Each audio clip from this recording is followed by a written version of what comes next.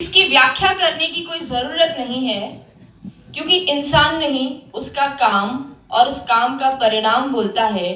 ठीक उसी प्रकार इस संस्था के हुए इतने सारे सिलेक्शन और इस सभागार में उपस्थित चयनितों की संख्या बताती है कि एम्बिशन क्या है। इस अखंड महाभारत के युद्ध को लड़ता तो अर्जुन है। अब युद्ध ही कहेंगे क्योंकि परीक्षा देना और युद्ध स्तर पर इसकी तैयारी करना ये सब कोई युद्ध से कम नहीं। तो ये युद्ध लड़ता तो अर्जुन है और जीतता भी अर्जुन है, लेकिन उसको अपने निष्क्रिय हो चुके शिष्य को सही दिशा प्रदान करने का काम और उसे जागृत करने का काम तो सारथी जगन्नाथ भगवान श्री कृष्ण ही कर सकते हैं। तो यहाँ बैठे इन तमाम अर्जुनों का एकमात्र सारथी है और वो है एम्बिशन। एक महान कवि हुए हैं सूरजगांव में, वो कहते हैं कि मेहनत के पद चिन्हों पर सदा चलते जाओ, सफलता को अपने कदमों में पाओ। यह देख सफलता की गंगा में नहाओ, पर याद रखना सफलता पैरों की जूती नहीं, इसका तिलक लगाओ। The more you do it, the more you will get energy to make the impossible possible। कैसे?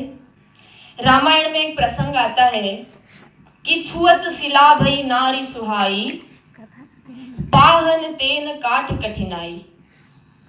मतलब राम भगवान के चरण कमल के स्पर्श मात्र से एक शिला जो है वो नारी बन जाती है। और एक बात ये भी होती है कि भरत जी उनके चरण पादुकाएं ले जाते हैं जब उनको वनवास होता है, तो वो नंगे पांव वनवास की यात्रा करते हैं। तो क्या उस वक्त उनके पैरों ने, उनके चरण कमलों ने अन्य पत्थरों को नहीं छुआ होगा?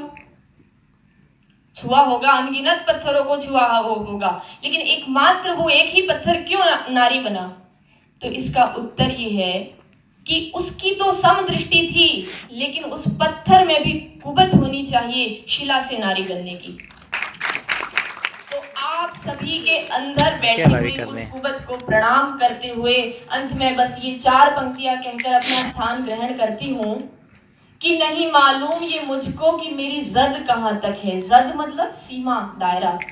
कि नहीं मालूम ये मुझको कि मेरी जद कहाँ तक है, ये मेरा परिणाम बोलेगा कि मेरी आवत कहाँ तक है। न दौलत से ही तय होगा, न शोहरत से ही तय होगा, ये तेरा किरदार बोलेगा कि तेरा कद कहाँ तक है।